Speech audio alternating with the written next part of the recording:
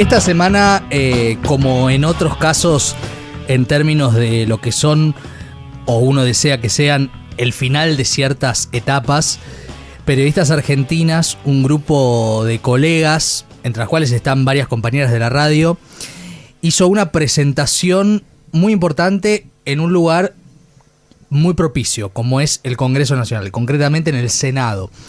Allí Nancy Pasos, Agustina Canfer, Leticia Martínez, Gisela Busaniche, Cintia García, muchas de ellas, Cecilia Guardati, ahora la voy a presentar, denunciando lo que son, yo agrego, al menos 19 casos de un acoso sistemático basado en la connivencia, el silencio, la complicidad, la habilitación, la repetición de conducta de otros, del periodista Pedro Brigger, un periodista muy encumbrado en términos de lo que es el análisis político internacional, que, también dicho sea de paso, fue desplazado de todos los medios en los que trabajaba de una manera veloz, pero una vez que esto trascendió, nucleado por el colega Alejandro Alfie, y que marca, si bien se trata de un acoso, la sensación de que estamos ante otro de esos momentos muy potentes de lo que se suele llamar un poco marketineramente el Me Too argentino, ¿no? Como fue en su momento con el caso de Telma Fardín, todo lo que generó, pero lo que ya pasaba antes y nadie le daba la entidad que tenía, incluso se burlaban de otras denunciantes. Están con nosotros en esta noche de domingo Cecilia Guardati, que es periodista internacional, especialista en temas internacionales, una de las denunciantes de diferentes actitudes y situaciones que vivió con Pedro Brigger. Bienvenida, Cecilia. Muchas gracias por tenerme y por estar acá cubriendo también este tema, que creo que es importante porque, bueno, abre un espacio de debate, sobre todo, como mencionabas.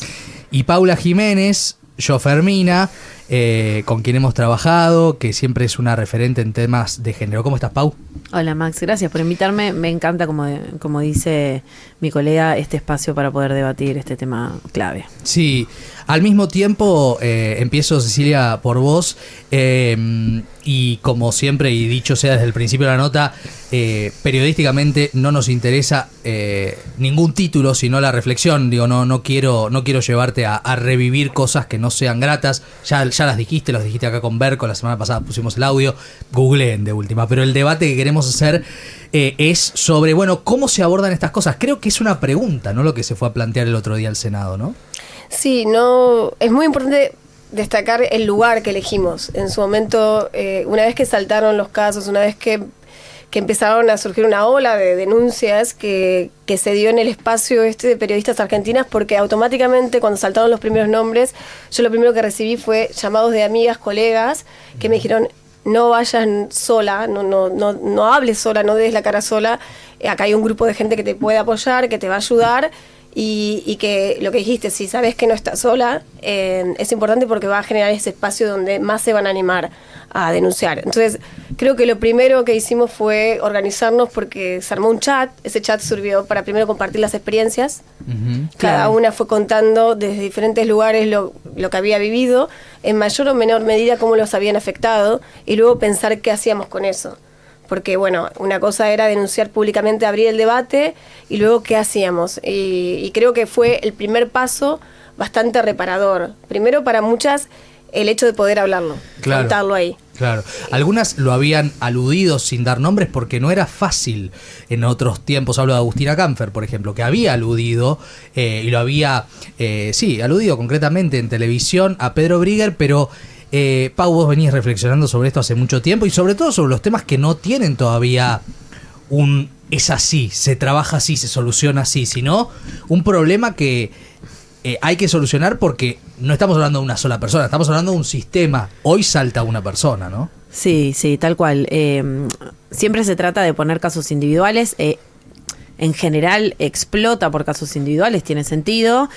Y hay una cola atrás de casos particulares distintos que se van sumando, pero sí creo que es una conversación que tenemos que dar y que muy pocos espacios de trabajo tienen, que yo entiendo que lo que acá falla, además de que falla el sistema en general, los protocolos en particular. La ausencia de protocolos en realidad, los medios no tienen protocolos, así como no lo tienen los medios, no lo tienen las escuelas, digo, ¿no? Claro. O sea, hay un montón de personas que son que tienen ganas de ayudar o cambiar las cosas, pero de repente no tienen idea de qué hacer en un ambiente laboral cuando una compañera viene y te dice, che, Pepito me toca cuando me habla, o tu propio jefe, ¿no? Entonces, Exacto.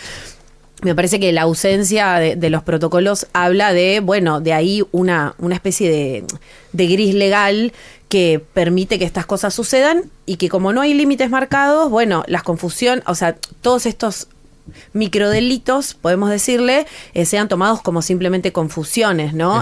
No lo tenemos muy en claro. Digo, en el mundo, el 58% de los medios tienen protocolos, no todos acatan el protocolo Claro, como se tiene claro. que acatar, perdón. Sí. Es una palabra cacofónica. Y creo que eso también es uno de los grandes problemas, ¿no? Porque, bueno, también, tenemos un protocolo. Bueno, ¿cómo lo llevas adelante? Bueno, a la víctima la separé de su victimario, al victimario lo ascendí y a la víctima la dejé donde estaba o la frisé o la llevé a otro lugar de trabajo, ¿no? Sí, Cecilia, estamos con Cecilia Guardati y con Paula Jiménez en Animales Políticos en Radio con Vos, por supuesto con Javier Lucy, nuestro compañero de cada semana. Vos te fuiste de la Argentina. Yo ya estaba fuera de Argentina Ajá. cuando sucedió esto, desde el año finales de 2003, Ok. que trabajó fuera en España como corresponsal.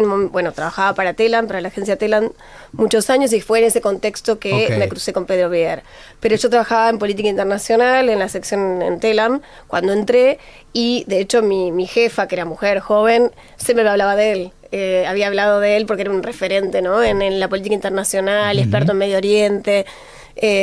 Sabía que era profesor de TEA, yo no pasé por TEA, vengo de la ciencia política, vengo de otro lugar, pero era un referente. Entonces, cuando yo me lo crucé por primera vez, era alguien al que vos, Era importante. claro, al que vos te presentabas y dices, sos tal, bueno, un Sí, gusto, eso tiene un soy peso fulano. muy grande, ¿no? Claro, es un gusto y te conozco, y fue ahí donde Claro. se dio ese contexto luego para mí, lo que tiene que muy en común en todas las situaciones, que él tiene uno cierto, aparte de prestigio, un lugar de poder, Claro. ¿no? Y eso es lo que él utiliza para generar este acoso, abuso en algunos casos, porque en algunos casos va un poco más allá. Son casos concretos, lo que digo, de mayor a menor gravedad, pero él utiliza esa posición en la que está, sea de profesor, sea de periodista, colega, pero con, ¿no?, uno que dirige un programa, Claro. para poder actuar dentro de su margen, que, bueno, Sí, siempre la simetría de poder, Pau, es un tema que está presente, ¿no? Y además también, yo lo hablaba, obviamente, en este medio, no es que sea más o menos grave porque pasa en este medio, sí, lo que pasa es que es una lupa respecto de lo que pasa en muchos otros ámbitos de la sociedad. Por eso digo, no es que nos guste hablar solamente de lo que pasa dentro del periodismo, hago la aclaración. Ahora, es también un ejemplo de cómo algunas cuestiones también, cuando uno lo habla con colegas mujeres en la televisión, cómo hubo una época que no terminó del todo, también es cierto, y aquí hay muchos disfrazados de progresistas o que un día aparecieron con el pañuelo verde, que tienen mucho para esconder. Yo me hago cargo de lo que aludo, donde también, digo, está muy presente esta cuestión de hacemos una pantomima, pero en todo caso hay mucho por reparar, y en algún momento las mujeres tuvieron que bancarse que, bueno, fíjate, él es así, o esto es así, ¿no? Digo, pareciera que esto empieza a cambiar, pero también hay un pedido de legislación en esta presentación que hicieron las periodistas. Sí, que tiene que ver con esto que estamos hablando, ¿no? La ausencia de reglas a la hora de denunciar, y que la gente en tu propio trabajo sepa lo que hacer y cómo hacerlo y llevarlo adelante. Vos recién hablabas del abuso de poder, y yo creo que todas estas pequeñas cosas que las hacía y las hace, imaginamos que no las seguirá haciendo este periodista, las hacen muchos otros colegas y periodistas, más pequeñas también, y que tienen que ver con dejar la huella del poder, y de quién tiene el poder con respecto a la sexualidad dentro de cualquier ámbito, inclusive el laboral, ¿no? O sea, me parece que hay es como una declaración de principios el acoso para los varones, en una cuestión inclusive subconsciente social, ¿no? Como siento que todavía no hay un registro de parte de los varones en general, y los miro, de parte de los varones en general, en entender este límite, ¿no? ¿Cuál es el límite del acoso y cuál no? ¿Cuál es el límite de la simpatía, de la buena onda, de somos colegas y estamos trabajando bien? ¿Y cuál es el límite de esta mina me está tirando onda? Como que siento que por un lado están muy perdidos y por el otro lado están convencidos de que estas huellas bueno, yo soy el que regula acá cuándo y cómo, ¿no? Y en qué lugar, en qué contexto, están recontra presentes. Y no solo por el caso de Pedro, digo, el caso de muchos, como digo, colegas y situaciones muy pequeñas dentro del mundo del periodismo, fuera del mundo del periodismo, que hacen que esté todo el mundo perdido. Siento que está todo el mundo chocándose la cabeza contra la pared, ¿no? Como, bueno... Sí, porque tenés sectores muy deconstruidos o que quieren estar deconstruidos y tenés sectores que están felices con, bueno, también oleadas de la derecha que va contra lo que llaman, comillas, la ideología de género, donde estamos inscriptos para hablar de esto. No sé si...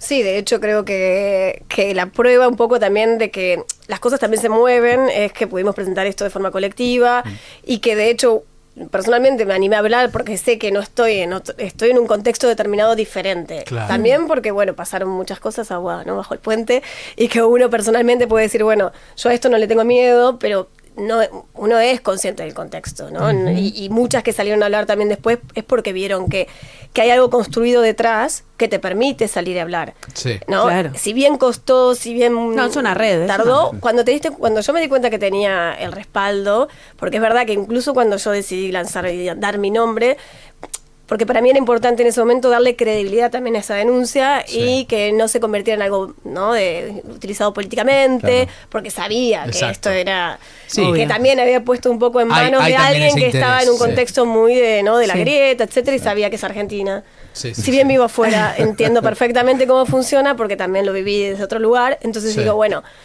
hay que, en un momento, no digo que me asusté, pero dije, bueno, ¿qué tengo detrás? Y ahí apareció todo este grupo y dije, bueno, estoy en buenas manos, digamos, tengo un apoyo, total. Somos muchas. Estamos con Cecilia Guardati, una de las periodistas argentinas que denunció situaciones de acoso por parte de Pedro Brigger, entre otros 19 y otros que conocemos y que obviamente nadie está obligado a nada, ni a denunciar ni a no denunciar. Aquí las denuncias son públicas, no son judiciales, hay un vacío legal también en parte de lo que estamos hablando. Después vamos a hablar de otras cuestiones que hablan de que hay un movimiento, ¿no?, de condenas, de procesamientos, en este caso con la política y los temas de abuso, acoso, en este caso de la política de abuso, lo vamos a decir en minutos, pero pregunta Javier Lucio. A mí me sigue asombrando cuando escucho alguna argumentación que tiene que ver con, bueno, pero antes era otro tiempo, se manejaban de otra manera. Cuando vos decís, eso era antes, ahora, y lo será siempre, un abuso, un acoso. Y hay justificaciones que suenan raras, y suenan más raras, perdón, desde el lugar de género, pero suenan más raras cuando lo hace una mujer además, ¿no? Sí, no sé cómo viven eso, cómo lo viven. Sí, yo creo...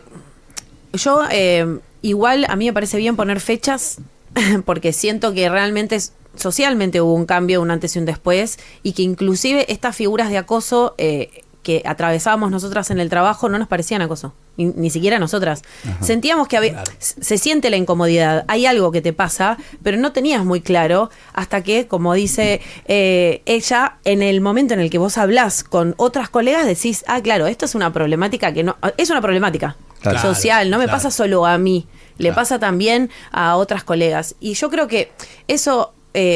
habla del cambio, ¿no? Porque recién decíamos, bueno, no, evidentemente los varones no aprendieron nada o lo entendieron mal porque evidentemente todo está confundido. Hoy por hoy hay mucha mezcla de cosas. Sí, las generalizaciones que siempre son injustas, ¿no? Son injustas, necesarias, bueno, las contradicciones, pero a su vez, entre nosotras creo que... lo supimos naturalizar y capitalizar muy bien, ¿no? Porque entendemos inclusive hoy con un presidente que se declara oficialmente machista, entendemos que eso no desvalida nuestro reclamo, ¿no? Claro. Entonces, estamos muy seguras de lo que pensamos y cómo son las cosas. Cuando decidimos en el grupo que, bueno, periodistas argentinas dijo, vamos a hacer un informe, vamos a poner incluso sin nombres, pero vamos a mostrar que hay un patrón, ¿no? Claro, y que también de tiempo y también de comportamientos. Sí. Debatimos muchas cosas. Una de ellas era, dejemos claro que esto no es, claro, la cultura del viejo verde o esto, bueno, antes era normal. Poder dejar claro dónde estaba el límite, dónde había un comportamiento que era inaceptable Y bueno, fue difícil porque, Exacto. porque muchas también vienen de carreras hechas en ese contexto, Claro. donde ellas mismas sabían que habían tenido que pasar por ciertas situaciones que en su momento también normalizaron o neutralizaron. Lo que vos decías, en su momento también muchos me preguntaron ¿por qué no denunciaste, no? En el momento. Primero, ¿qué denuncias? ¿A Claro, dónde? ¿Cómo? claro. Bueno, en mi caso estaba en Túnez, en un contexto de una delegación 99% hombres, que lo dije.